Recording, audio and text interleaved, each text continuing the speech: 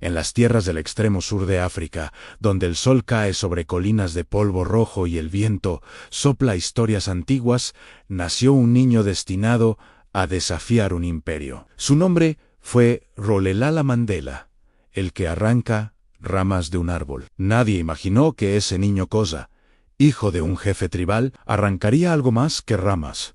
Arrancaría las raíces del miedo, la injusticia y la esclavitud moderna del apartheid. Creció bajo el amparo de su pueblo, escuchando leyendas de guerreros y líderes que habían resistido al invasor. Su infancia fue humilde, su destino incierto, pero ya en su mirada había una calma profunda, esa calma que precede a las grandes tormentas. Fue adoptado por el regente Jangin Taba, quien le enseñó el peso de la responsabilidad y el valor de la palabra. Mandela entendió pronto que el liderazgo no se hereda, se forja. En la Universidad de Fort Hare, el joven Mandela descubrió que las cadenas podían ser invisibles, estaban en la mente, en las leyes, en el miedo. Más tarde, en Johannesburgo, mientras el humo de las minas cubría el horizonte, se enfrentó por primera vez al monstruo del racismo institucional. Allí comprendió que el color de la piel podía determinar el valor de una vida, y juró que en su tierra eso algún día dejaría de ser verdad.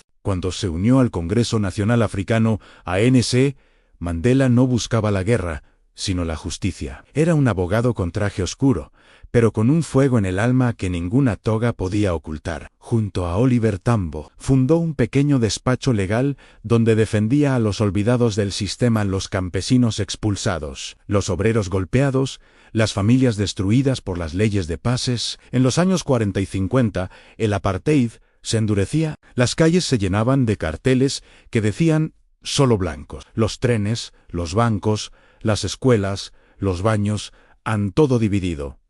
Mandela sabía que esa división era una prisión invisible, y entonces comenzó la lucha abierta. Organizó marchas, huelgas, campañas de desobediencia civil. Su voz se alzaba entre multitudes que ya no querían agachar la cabeza. Pero en 1960, el sonido de la esperanza fue ahogado por los disparos de la masacre de Sharpeville. Cientos de manifestantes negros cayeron bajo las balas de la policía. El suelo se tiñó de sangre, y la paciencia del pueblo se agotó. Fue entonces cuando Mandela dio un paso decisivo. Comprendió que el enemigo no cedería ante súplicas, que la justicia debía tener también su filo. Fundó Umkhonto we Sizwe, la lanza de la nación, no para destruir, sino para resistir, no para matar, sino para hacer oír un grito, el grito de la dignidad. Pero el poder temía más a las ideas que a las armas. En 1962, Mandela fue arrestado, lo juzgaron, lo condenaron y lo encerraron detrás de los muros grises de Robben Island. Allí comenzó su otra batalla, la batalla del espíritu. Durante 27 años, el mundo olvidó su rostro, pero no su nombre. Trabajaba en canteras de piedra, dormía sobre un suelo de cemento, y cada día era una repetición del anterior. Sin embargo, dentro de su celda, Mandela no envejecía, se templaba.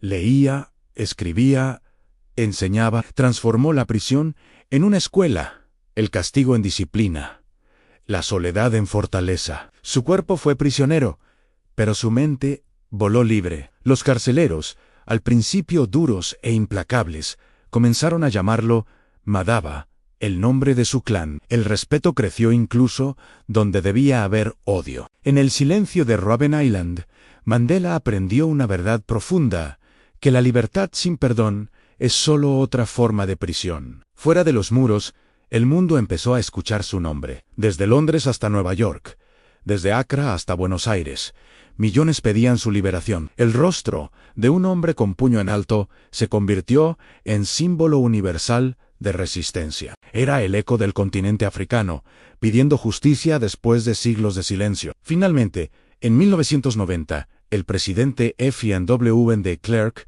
comprendió que el tiempo del apartheid había terminado. Las calles de Sudáfrica estallaron de júbilo cuando Nelson Mandela cruzó las puertas de la prisión de Victor Verster. Caminaba erguido, con la mano de su esposa Winnie en alto, mirando al futuro sin rencor. Había entrado siendo un hombre, salía siendo una leyenda. Pero la libertad era solo el comienzo. Sudáfrica estaba al borde del abismo. Las heridas eran profundas.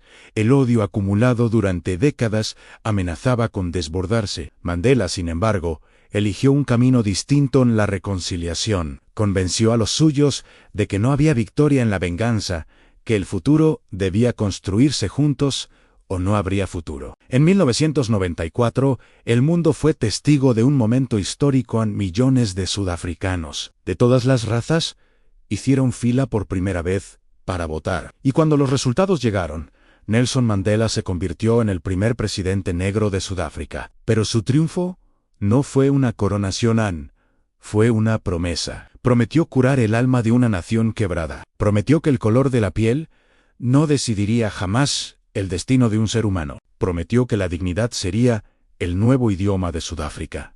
Su presidencia fue una catedral de perdón. Creó la Comisión de la Verdad y Reconciliación, donde víctimas y verdugos se enfrentaron cara a cara. No para perpetuar el dolor, sino para comprenderlo. El país lloró, pero también comenzó a sanar. Mandela demostró que el poder más grande no es el que castiga, sino el que perdona. Al terminar su mandato en 1999, se retiró de la política activa, pero no del corazón de su pueblo. Su figura trascendió la historia para convertirse en una brújula moral para el mundo. Los líderes lo consultaban, los jóvenes lo admiraban. Los pueblos oprimidos veían en él una prueba viviente de que la dignidad no puede encarcelarse. Murió el 5 de diciembre de 2013, a los 95 años. Cuando su cuerpo fue llevado en procesión por las calles de Johannesburgo, la gente no lloraba solo a un hombre, despedía a un símbolo. Las campanas sonaban en iglesias, mezquitas y templos de todas las creencias, porque Mandela no pertenecía solo a Sudáfrica, pertenecía al mundo. Su legado no fue solo político, sino humano. Enseñó que la verdadera victoria no está en derrotar al enemigo, sino en convertirlo en compañero. Que la libertad sin compasión es incompleta. Que la justicia necesita del perdón para ser eterna. Nelson Mandela fue un guerrero sin espada, un prisionero sin rendición, un presidente sin odio. Su vida nos recuerda que incluso en los lugares más oscuros, la luz puede nacer de un solo hombre dispuesto a no claudicar. Hoy, cada vez que alguien alza su voz contra la injusticia, cada vez que se perdona en lugar de vengarse, cada vez que se elige la empatía sobre el poder, una chispa del espíritu de Mandela vuelve a encenderse, porque la libertad no fue su destino, fue su legado.